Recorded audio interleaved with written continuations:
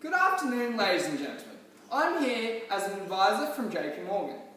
My name is Mackenzie Whale, and I'm going to be talking to you about what you should do with your Flight Centre shares.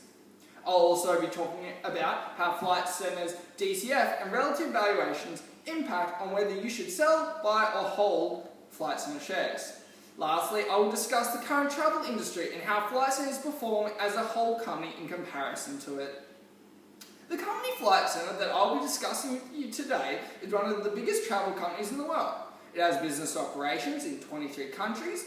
Additionally, Flight Centre has a massive company that is called Corporate Traveller under its conglomerate that networks throughout 90 countries around the world. It is the objective of Flight Centre to become the largest and most successful corporate traveller company in the world, by having business operations in more than 50 countries and 80,000 employees based around the world by the year 2035. As you can see from this table, market capitalisation for Flight Centre is $3,468 million, and the market cap is $2,270 million. This shows that Flight Centre is very liquid, so if they were to experience a downturn in the market, they would have the liquidity to be able to ride it out. Also, the future forecast of Flight Centre is that revenue will be increasing from 2019 all the way through to 2022, which shows a progressively increasing revenue. This shows reason as to why to buy Flight Centre, as they are forecast to have incrementally larger revenue over the next 4 years. However, the current stock price of Flight Centre is $34 and the price target is $37. The PBT margin is falling below 1%, which isn't meeting the target of 2% that Flight Centre has set as a goal. This shows targets aren't being met. Revenue margins have been falling due to online ticket sales and bookings and more competition within the travel industry, which has eroded the ability for Flight Centre to charge servicing fees. Regardless of that, Flight Centre isn't meeting its growth targets. The stock price is currently lower than what it should be, according to JP Morgan report, and therefore it is recommended that the share is bought. Reinforcing a major reason why Flight Centre shares should be bought is the positive earnings Corporate Traveller has shown in the financial year to date in new growth areas such as the United States of America, which it will increase revenue and market share as it only currently has 5% of the market share. Another reason to buy Flight Centre shares is due to the upgrade to the new GDS, the Global Distribution System, which has caused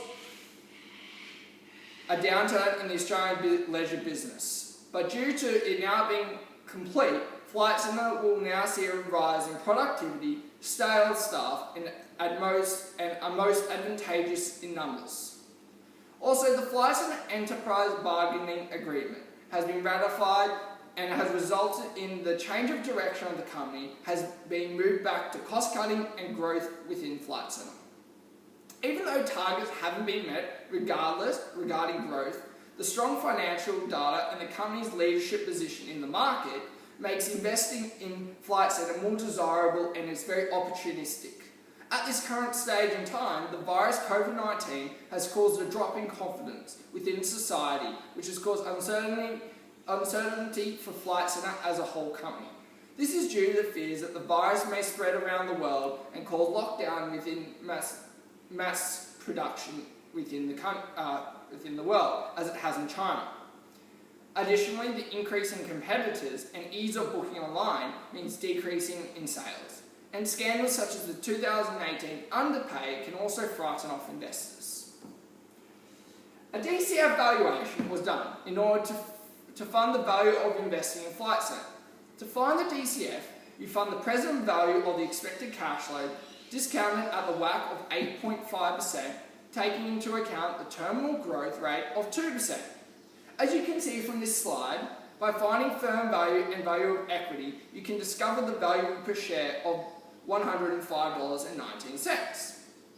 According to this valuation, Flight Centre is undervalued, as it trades at a price of $34.40. Based on Flight Centre FCFF, this information is useful when deciding whether to buy or sell Flight Centre shares. Because the stock is undervalued, it means the financial risk is reduced and profit increased. This is a positive result when wanting to invest in a stock like Flight Centre. Moving on to relative valuation. By comparing Flight Centre's financial data to that of its industry peers, a conclusion can be made as to whether to buy, hold or sell shares. As you can see from high price earnings ratio and earnings per share, the company is in a strong financial position. The price of sale, dividend per share, profit before tax and enterprise value are all indicating strong profits, demand and stability. Competitors such as Expedia and Core Travel Management highlight the industry average as it is. Flight Centre has the highest P/E, suggesting a competitive advantage over its peers. Its earnings per share and price to sales is at the industry average. Its earnings per share would benefit from bearing slightly higher to remain the strongest competitor.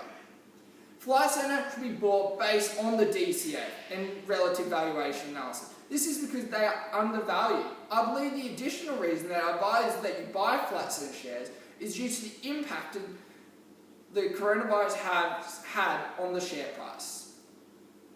The recommendation is also solidified through the potential expansion opportunities Flight Centre have planned. Their leadership position in the industry, through buying this stock, it presents an opportunity to go long and make less risky profits. In conclusion, through conducting valuations of DCF and relative valuation and intensive research on the current and future financial position of the company, Flight